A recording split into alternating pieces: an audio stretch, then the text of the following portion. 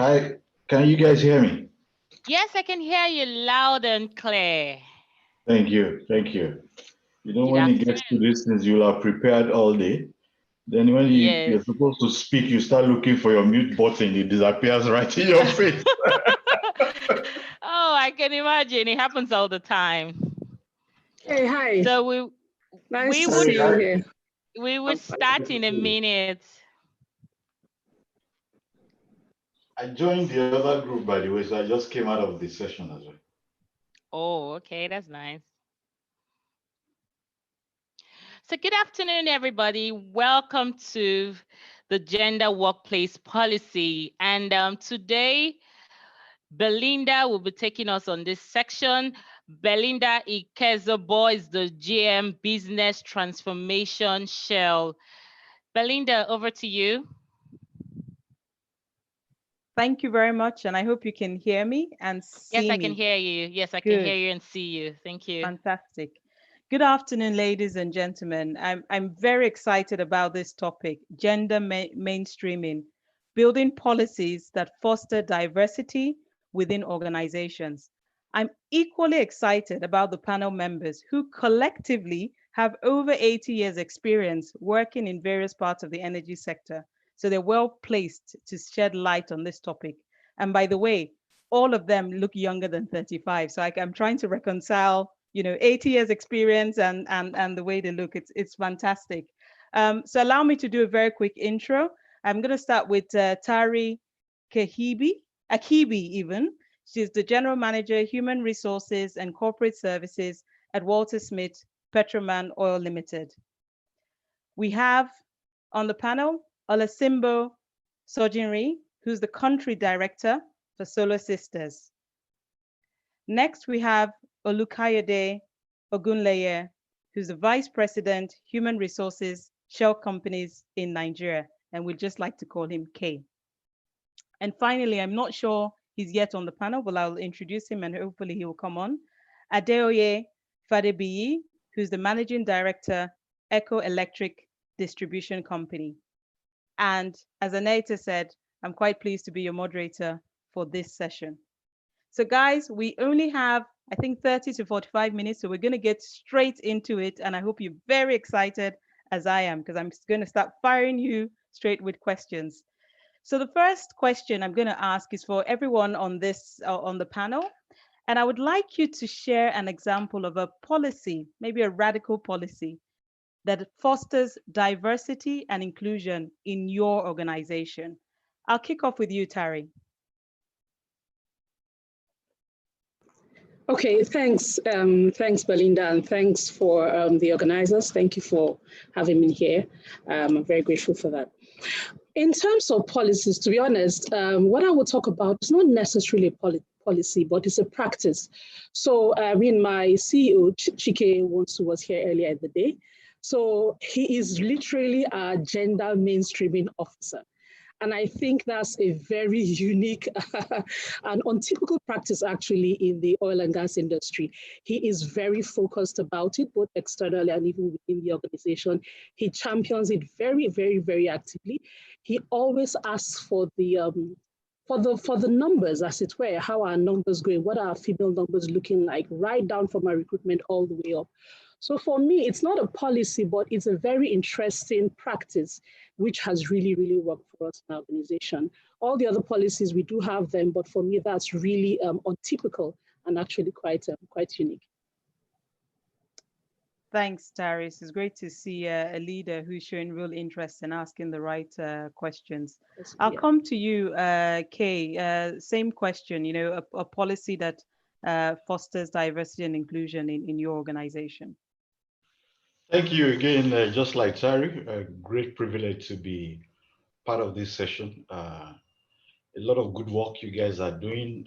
Ryan, really proud to be part of today. I have had the opportunity of attending a few of the sessions. Really, really great.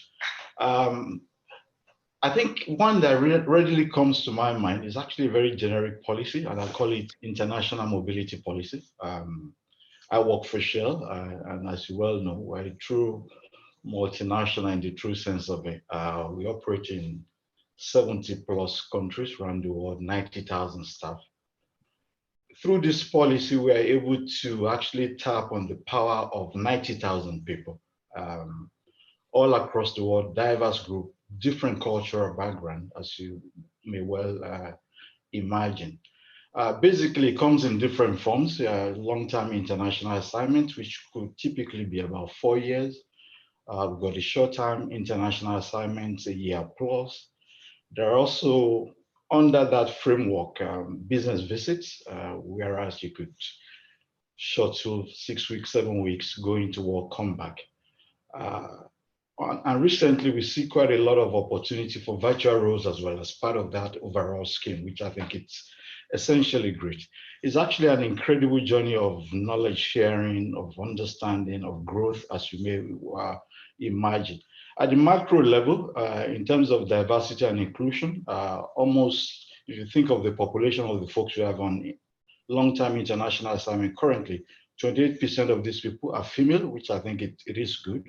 If you take it at the macro level, it's more of the very broad sense of breaking the cultural nuances around diversity, learning from other people, coming back into your country, some of the very strong antecedents and blockages that you've had in the past.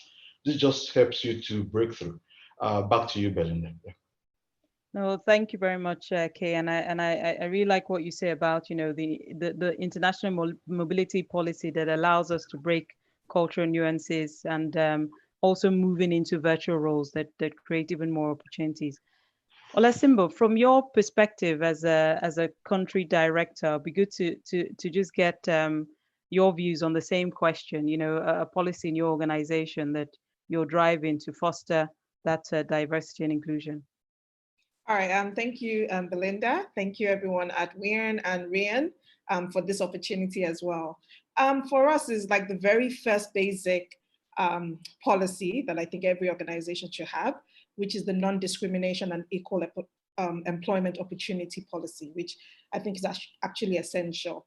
But for us at Solar Sister, and I don't know if everyone is familiar with us, but we're a women's empowerment social enterprise that fosters the distribution of clean energy products in underserved communities. So essentially what we do, and for the more mature or advanced audience in the gender fight since Beijing, you would know of a term called positive discrimination, and is one of the things that is done to offset the very, very clear inequality, gender equality in the workspace.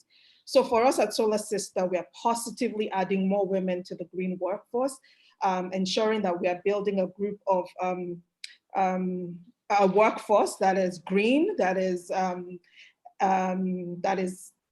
the expertise, but is also mostly women. So for us, that's the key kind of focus in terms of policy towards this. So over to you, Belinda. Olasimbo, thank you very much. You know, your comment about positive discrimination, I think it's really interesting and something that we will come back to. And then maybe linked to your comment, if I go back to you, Tari, how are some of the policies in your organization really contributing to the growth of women in the energy sector? Okay, so currently as a company, we are at 50% in our leadership team and also at 50% at our grad level. So that in itself gives you a framework from which to understand how very focused we are about this. So we have very, very, very clear and intentional recruitment targets. So for all our recruitment targets, we need to have at least 50% of the candidates to be female. And we continuously challenge ourselves to ask ourselves if for any reason we're running short in any particular part, why is this happening? Where are these candidates? Are we doing the best we can do? And we continuously refresh the way we think really about the work and the way we think about where to get these individuals from. There is another part of it I think is very important to understand is where does the journey really begin? The journey doesn't really start at recruitment. So Chike had also championed this course earlier, but I cannot overemphasize how important it is that as companies, we ensure that we are very aware of the challenges in the wider organization and ensure your pipeline from outside gets strong, and that will inevitably improve, what you're getting inside, and also how, of course, people grow within the organization. So let me just leave it at that. Sorry, thank you very much for that. I'm quite impressed to hear that you've got 50% of females at your leadership team and at graduate level. And interestingly, that you're actually looking at the pipeline. That's really good to see. Maybe Kay, I'll come to you next. What are some of the blockers or dilemmas that you see in trying to implement some of these workplace policies? Oh, thank you, Belinda. By the way, if I may just let you know, I think Adeoye as well is on the call. That's the other fantastic. panelist. Thank you. Absolutely. To the specific of the question, I think I would break it into two parts. If you think of the development side of policy itself, and thinking of the real blockers, one for me at the top of the house is actually what I call business prosperity and success. If you're not doing well as a business, as a way, it actually blocks your mental model and ability to be able to drive quite a lot of good initiatives like the one we're discussing. There's also the whole sense of actually knowledge, understanding, exposure, role modeling. Many people just simply don't know. And I would imagine, because I have the power of multinational behind me, there are a lot of things and trends that I can pick up globally that help to drive a lot of our policy. But it's not the same for a lot of organizations. So you've got to be very deliberate in terms of learning from the outside into the organization. There's also the sense around leadership, ownership, accountability of outcomes. That also slows down that. There are also specific cases as well where local laws or cultural interruptions may actually be a major blocker. If I quickly move to thinking of the implementation, cultural nuances is a huge one that plays into that. If I give you a quick example, if you think of flexible working, in some context, it's just where the work needs to be done is just the office. So it's just difficult to grasp. Also, infrastructure in some local communities could be an issue. With the COVID, we had to work from home for the last 1 year. Power was an issue. So there are quite a few things like that from, like I said, from how you develop the policy to implementing it that could actually stand as blocker. But it's also very good to just break it into what stops it at the development stage. Even when you get the policies, what stops you from being able to implement it? Back to you, Belinda. Oh, thank you for that, Kay. And it's interesting that you mentioned around, the role of leadership in implementing these policies and some of the cultural nuances that we have to grapple with as we try to execute these policies. Adeoye Fadeyibi is Managing Director, Eco Electric Distribution Company. Welcome. I didn't see you on the screen. I apologize. It's great to have you here. And I'm going to jump right into a question for you. So, Kate talked about leadership in implementing some of the policies. From your perspective as a managing director, what are some of the things that you are doing to implement some of these gender policies in your organization? Thank you very much, Belinda, and thanks for having me. I think for us, one at Eco Disco, it's not the most attractive organization to women because it's considered to be an electricity industry, and then also you look at Nigeria.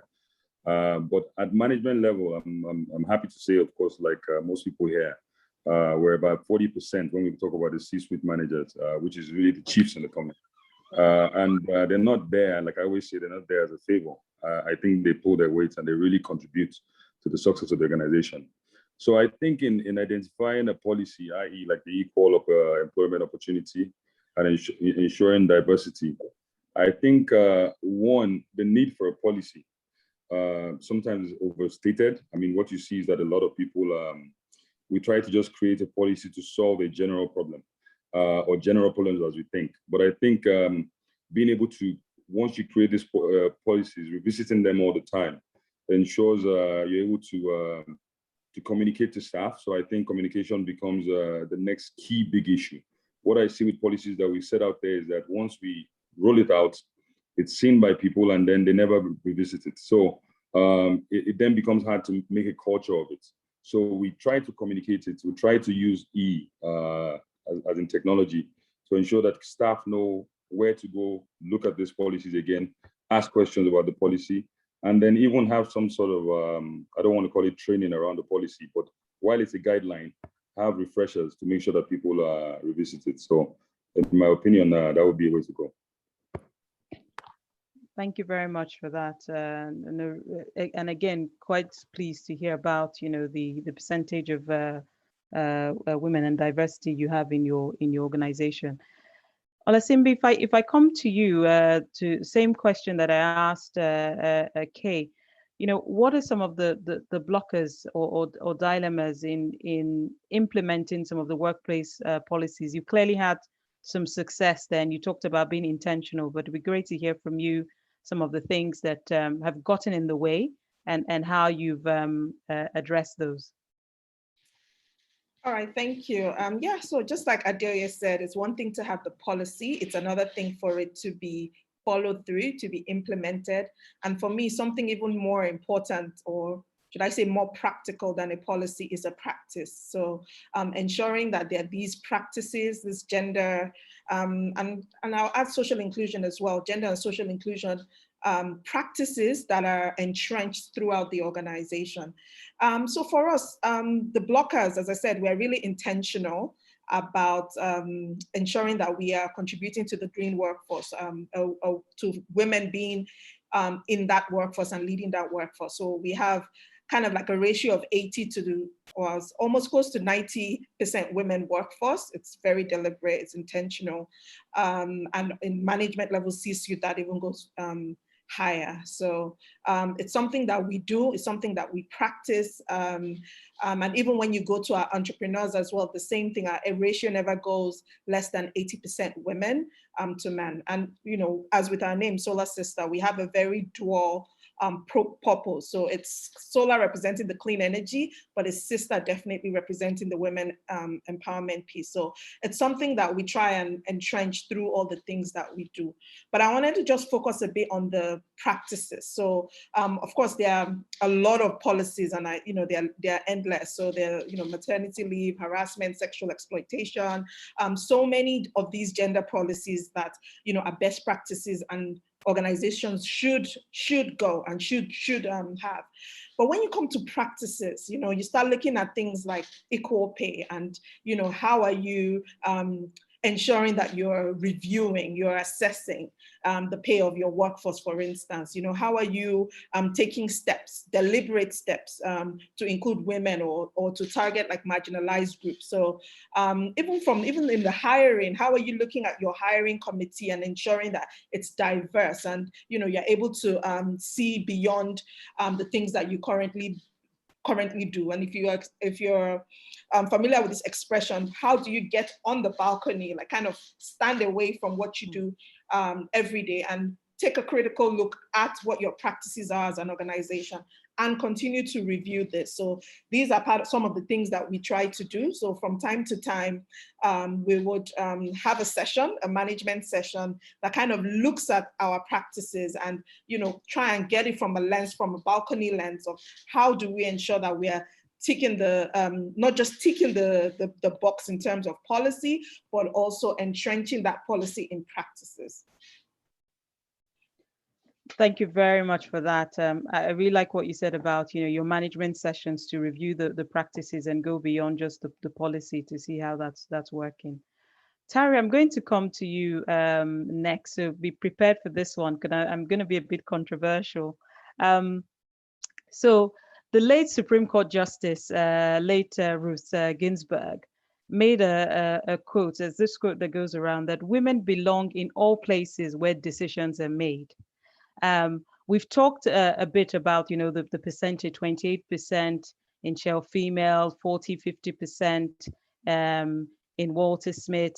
Olasimbo talked about, 80% female.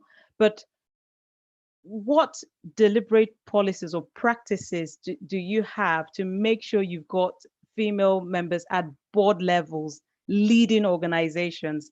And I think it's fair to say that there are nuances sometimes in the numbers, because you typically see women who are doing they're doing management positions, but in sort of functional type roles, not really where the big decisions are taken. So I'd like to get your perspective on that. Okay, thanks, Belinda. Honestly, it's a very interesting and tricky question. And I'll tell you why, because it's a thought that had always bothered me in a sense. We do a lot of things, but by the time we get to the leadership position, it's largely fine for those who have done it for a while. But how else do you take it to the next level? And as an individual, it actually bothered me. And I always looked for an opportunity where you could find some sort of intervention to deal with that. And coincidentally, maybe it's how things work. You look for something and you find it. I found the Wimboard program. So there's a Wimboard Women's Mentoring Program organized by Wimbies. The pioneer one held last year. And when it came to my intention, I immediately went for it, because I wanted to fully understand, how does this really work in a safe sort of environment that doesn't necessarily put you in harm's way, and that's in the corporate sense of the word. And so I did that program for about 4 months. It got truncated because of some issues towards the end of the year, but we had finished that program in February, and I'm now a Wimboard Fellow. And I found it incredibly rewarding. So as the owner of this particular piece of work or this particular area in my organization, it's something that I'm looking for all my leadership team women to also be a part of. I found it very useful. It is very hands-on. We had board simulations. We had sessions on how to write board-ready CVs. We had top-notch individuals all over the organization, all over the world actually come and speak to us, particularly in Nigeria, speak to us about what it just means to be on a board, what people are looking for, how is it different from just being a leader, what are the key things that you can get on. And one other very important tool we got from that was also some link to an organization actually in Africa, which actually just puts out board vacancies across. And you just decide you want to go for a small one, understand how it works, and build it up forward. So for me, it's a key area to look into, really.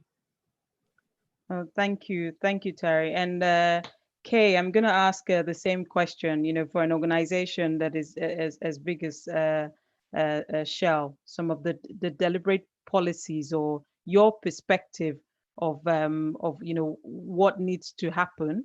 Or what we're doing to have, female board members leading organizations. Back to the comment, we want women in all places where decisions are made. Okay. Excellent. I'm very much aligned with the points made by Tari. Very, very much in tune.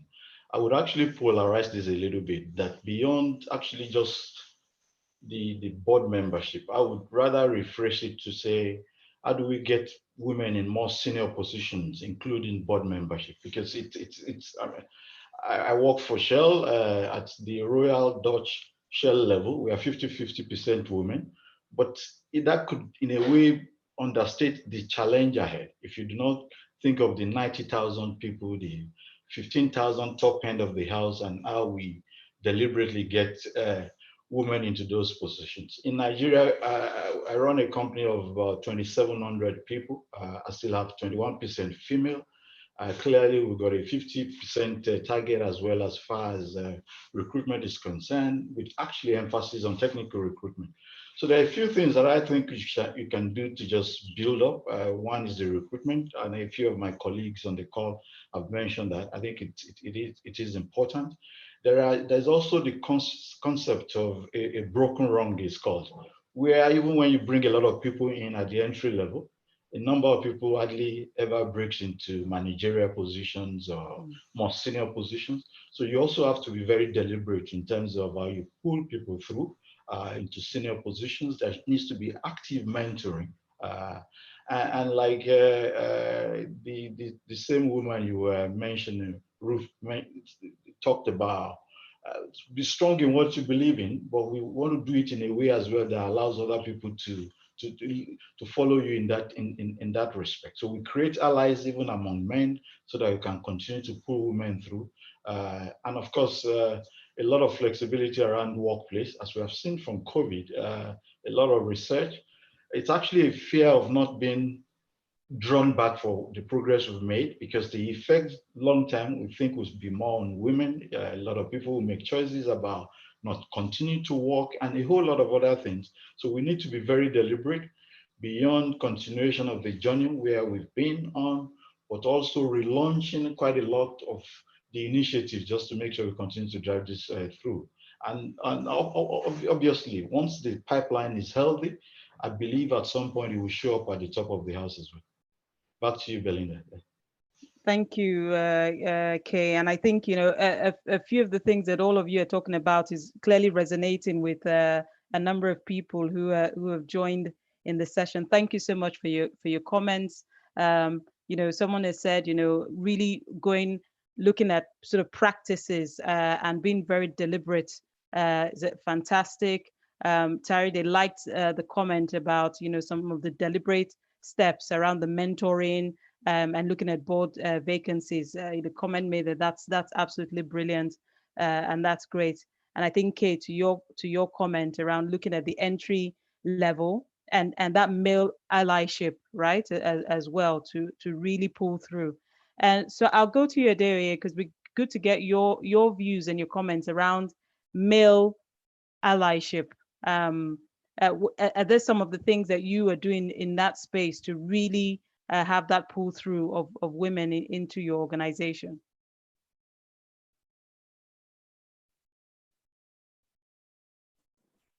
Adeoye, you're okay. Yes, I'm back now. I don't know what happened. Sorry, just a question again, sorry. No, I was saying, Kay mentioned around male allyship as a way to sort of help encourage and have that pull through of women into leadership positions. I wanted to get your perspective on that. Is there anything that you're doing in your company around that space? No, absolutely. I think in terms of, I mean, apart from making it a conversation periodically, whether it's quarterly or even a yearly assessment, one of the things we look at is like I said, at the chiefs and above, it's not a problem. We have some really strong representation in terms of women. What that does is that allyship even goes past the male one, because a lot of the females in the organization they're more looking to this highly placed females who are performing. I think one of the things you can enjoy about a career, like I said, allyship wise, is to make sure that what you get is merit. It makes you feel good, whether you're male or female. So one of the things we're doing here is our challenge in this industry is at the management, so middle management and below, especially the engineering roles. So most female engineers, as you have a lot of them going through school, we try to make sure in terms of recruitment, we're pulling a lot of them. So we deliberately, and I champion this, a lot of people we see that want to come do internships or their NYSC, we deliberately, I try to look for a lot of the females, because it gives them a safe chance to come in and get pulled by someone that's male and see that it's not a male. So we have a lot of cultural male roles as we know it in our system. So for us at ECHO, one of the things we do is to over-celebrate situations, i.e. when we had our first 2 female lines workers. So those people that you see that carry ladders and work on poles, we did not have any female in the whole organization of 3,000. So we got 2 female, we got 1 female, celebrated, trained, got them really comfortable, and behold, we got another one. So I think what we need to do and what we continue to do in our space is you will not attract them naturally, females, to these roles that are thought to be male roles. So it's to figure out a way to get them young. That's a lot of the strategy we do. So for us at ECHO.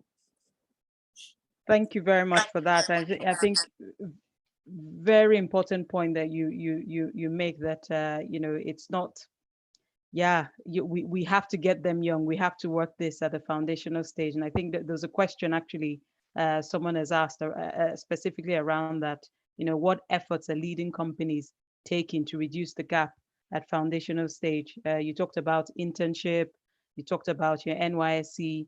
and so on. Maybe, Olasimbo, I'll come to you on that, given the numbers of women you've got in there.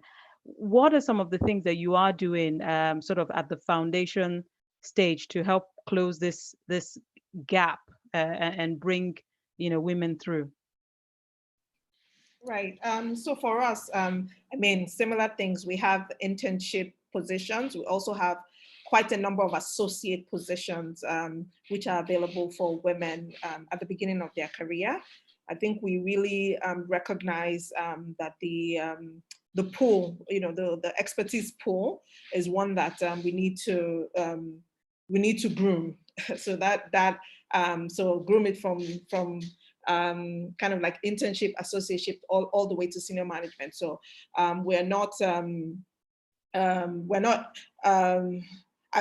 we don't believe, or let me say, I don't believe that it will happen overnight. I know that there has to be that process, and we believe in supporting the women, hand-holding them throughout that process. So if you look at our practices, if we look at even our training, we have a lot of coaching and mentoring embedded in that. And the reason is because we're invested in capacity development. We're invested in growing agencies specifically for women in the sector, recognizing that these are the leaders of the future. The trends are going in the direction that we want it, even though very, very slowly.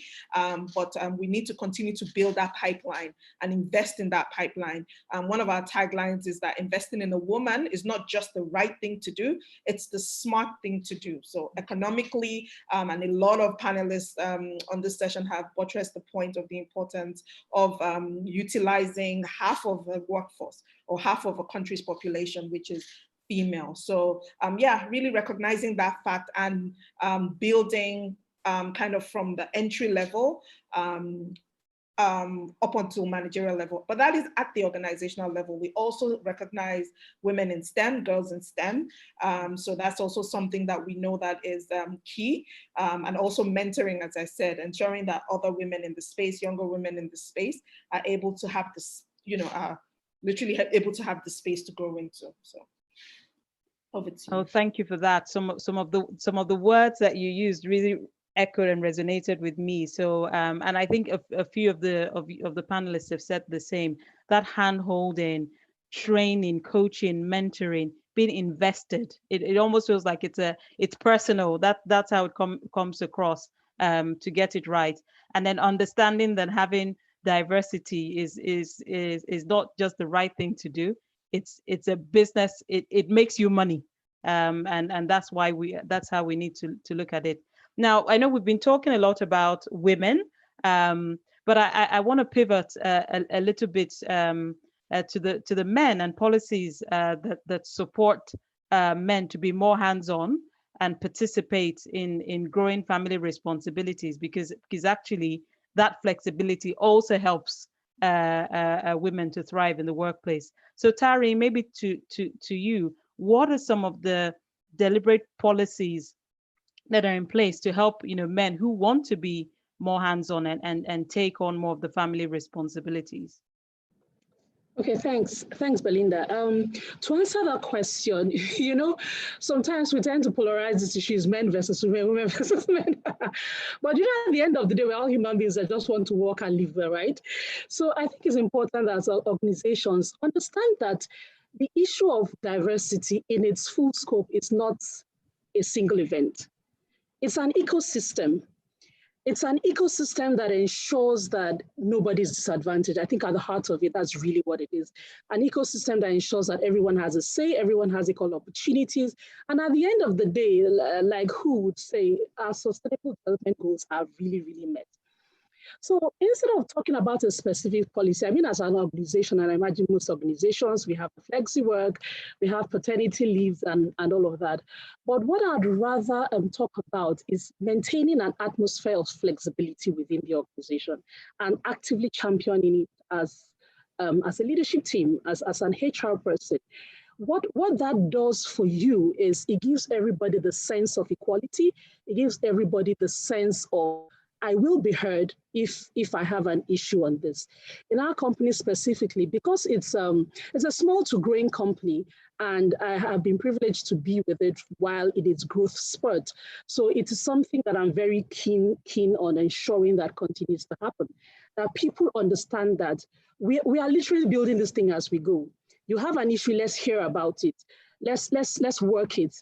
I think HR has gone beyond the policeman with the stick, but now really trying to, integrate a company that we all really, really feel a part of. So when you talk about men, so for example, why you need to maintain that? For example, what if a man is a widower? He loses his wife, but he has 3 children, he has 4 children. He doesn't have to be a woman to be able to have the opportunity to be in his children's lives, to do what needs to be done and ensure that his children make it. He also doesn't have to quickly go and marry again just so he can have a woman in the house to do it, because then we are perpetuating the same things. So for me, most important and more important than just having a policy is just maintaining that consciousness that we are in a very fast-paced and ever-changing world, and you just need to be listening, getting feedback, and remain flexible and change as the need requires. Thanks. Thank you very much, Etta. I like what you say around, not to polarize the discussion into sort of male-female, but it's actually about human beings having flexibility, right? To be able to do the things that they need to do. Kay, I'll come to you, and it's a similar question, and maybe I'll rephrase that in terms of Tari's earlier comments around policies, right? Not just male or female. So what are some of the policies you have in place, or some of the thinking that really enables this flexibility that Tari talked about? Very, very excellent question. And I sort of like the way Tari tried to frame this and plotting it around flexibility within the ecosystem. I was even going to be a little bit more provocative to say, actually, you don't need an enhanced policy if you want to be a responsible father, or you want to do what is right from time to time, to be honest. It's about being very deliberate about it. And the beauty of a lot of the work we are doing around gender parity as well is that there's just a big way it benefits men as well. So in a way, there's a lot that we take out of this. As we build the flexibility in the ecosystem, there's a way it's not just about women, it's about everybody. It's about recognition of different circumstances, diversity of issues, of problems as we go on. But that said, some of the basic things that it's important to do, I think we've mentioned them broadly in this session. Flexibility, very, very key. One coat will not, or one size doesn't fit all. How do you make sure if you create your ice cream parlor, you can create the different flavors for people in a way that is not disruptive, but at the same time, you're able to be flexible to address a few things depending on the issues that people are contending with. Another strong one that I actually think it's important, and we've talked around allyship as well a few times in this session. I think there's a way that if as a man you allow yourself to be enrolled as well, there's a way that helps both in terms of your realization and understanding of what a woman goes through in the workplace. That even without a very deliberate policy from your company, there's a way it actually stretches your ability and wanting to be responsible and accommodate and show flexibility in a lot of things that you do. But I think the biggest point is the point by Tari. It's not a female policy, male policy type of a thing. It's about recognizing the fact that the nature of work is changing. It's about recognizing the requirement for flexibility in the nature of work. Our approach is not about policing. It's about also understanding that choices are becoming very strong points as far as workplace is concerned. Belinda, back to you. Oh, thanks. Thanks for that, Kay. Adeoye, I'll come to you, and Olasimbo, I'll come to you next, just to weigh in on my next question. I think it touches to what both Kay and Tari said earlier.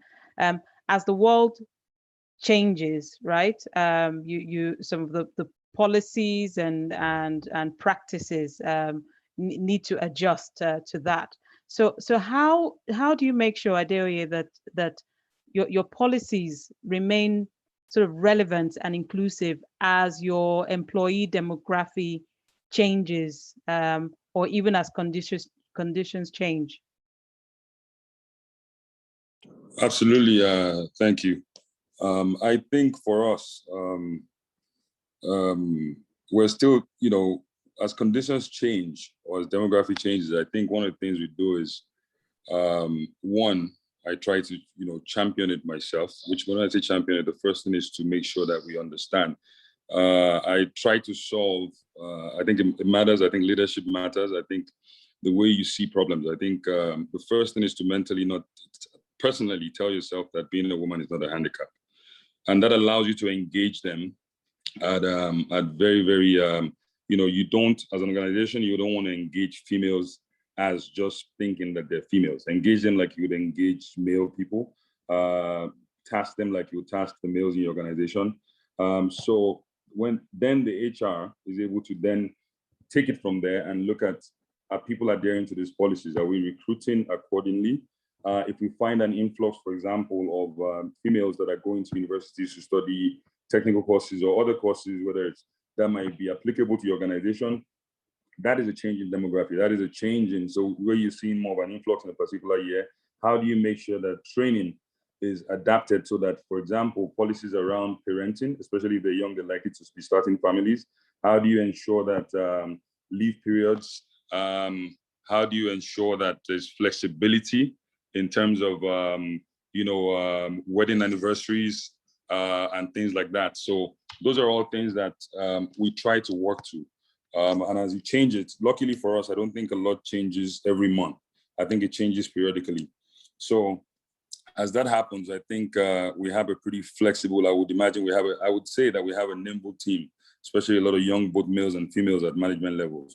And, abilities to meet, maybe, we meet every 2 weeks for management meetings. We meet after that. So whatever changes, and with COVID, which has been a reality, it's really stretched us, and not just stretched us, but taught us how to make sure that you work with a business continuity plan whilst they're adapting to both males and females. Females will be on meetings now and have their kids in the background at the house, managing all that. So those are all things we're doing. Thank you. Thanks, Adeoye. And it's good that you brought this reality about the COVID situation and how we have to work. And there's a comment on the chat that says that with COVID, some women particularly have not been able to work outside of the office, but they're certainly working at home, and a lot are bearing the responsibility of working at home and still looking after the kids and cooking and all of that. So it's an additional layer of challenge that COVID has brought us. Olasimbo, if I come to you, similar question around, as the demography changes or as situations change, how are you making sure that your policies remain relevant and inclusive? Yeah, thank you for that. I think for me, Adeoye was spot on. It comes to leadership, and it's adaptive leadership, right?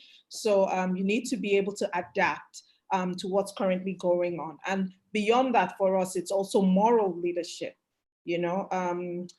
Just listening to some of the comments, like we need to be able to challenge our minds. Oh, I guess that's the theme for this year, which is choose to challenge. Challenge some of these stereotypes. Challenge the notion that you need to think about a father's duty to his children in the context of his wife dying.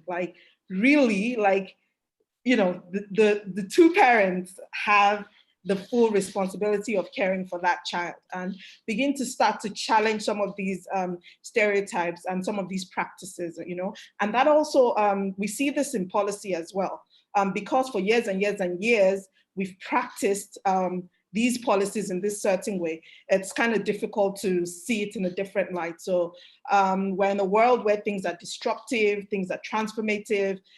So I'm just encouraging, even in our organizations, and the thought of disruptive in an organization can seem problematic, but I'm saying in the context of being an adaptive leader, taking another look at this policy that was made 20 years ago or 10 years ago and seeing, does this really apply to the current situation? Yeah, you know, policies, paternity leave, maternity leave, all of these things. So whether it has to do with the man or the woman or, you know, other socially excluded parts of the society, but just really being able to challenge some of these stereotypes and challenge some of these policies with an aim of getting something that works for everyone. You know, relooking at what work-life balance is. Is it just being able to close at 5? Like, is that what, does it go beyond that? Like, let's really look at, what does work-life balance mean? What is my life? Am I, you know, what, you know, being able as an organization to be able to take those into context and still be functional, I think is the way to go. Asime, fantastic. Thank you. Thank you very much. I'm now going to come to my final question, and it's more of a personal one to each of you here. And I'm going to give you 30 seconds each to answer it. So tell me one thing that you are personally proud of when it comes to policies in your organization. Tari, I'll start with you. Honestly, like I've said before, we have all the standards, standard policies and everything. But I think what I am personally proud of is working in an organization and maintaining that atmosphere of flexibility. To be honest, is the one thing I can think of that for me is pivotal to not be fighting fires all the time. Let me put it that way. You know, be more situationally aware of what's going on and respond in time and in the situation. I'm keenly aware that it's probably easier to do in a smaller organization where the layers are not too far off and all of that. But for me, honestly, it's the one thing I'm proud of, and I'm hoping that as a company, we continue to perpetuate. Yeah. Thank you, Tari. Kay, similar question. I would take my 30 seconds first to just re-emphasize the point I was making, for example, around COVID. And if there's one thing we should not forget as we leave this session, is not to underestimate the effect this COVID will have around the progress we've made around gender parity.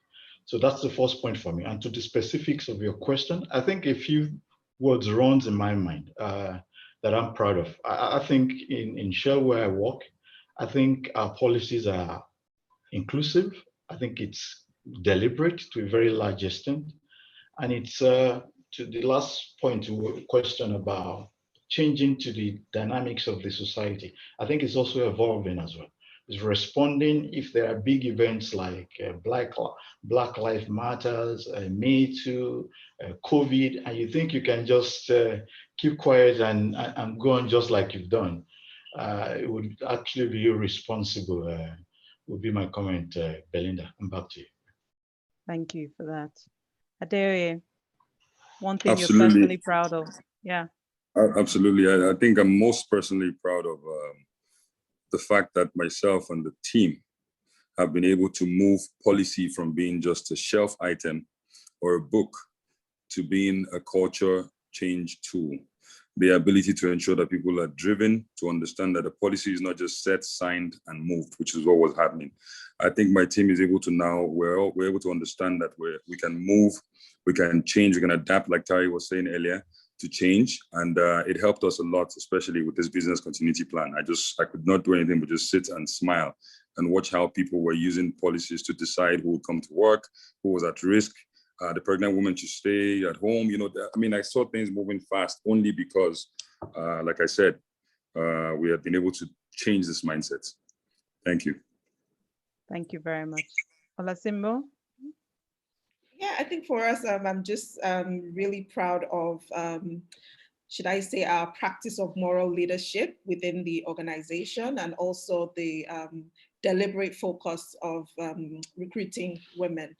I'm proud of that because in a sector that is really, really unequal in terms of participation of men and women, we can provide that positive kind of discrimination to that, to kind of offset that inequality. So I'm really proud that our mission aligns with the problem that we're trying to solve, and that we are deliberately targeting helping those who are most at risk to that problem and bringing them out of that. So that makes me proud.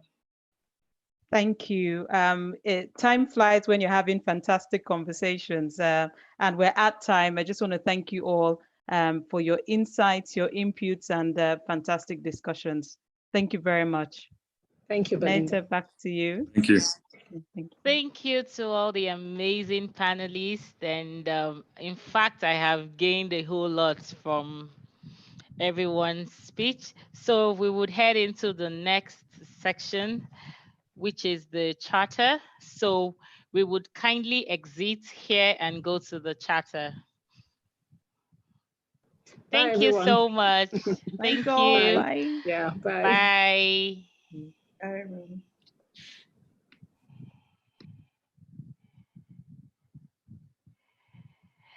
Thank you, Belinda. Thanks. You. Bye. Bye. Well done. Thank you. Yeah, thank you.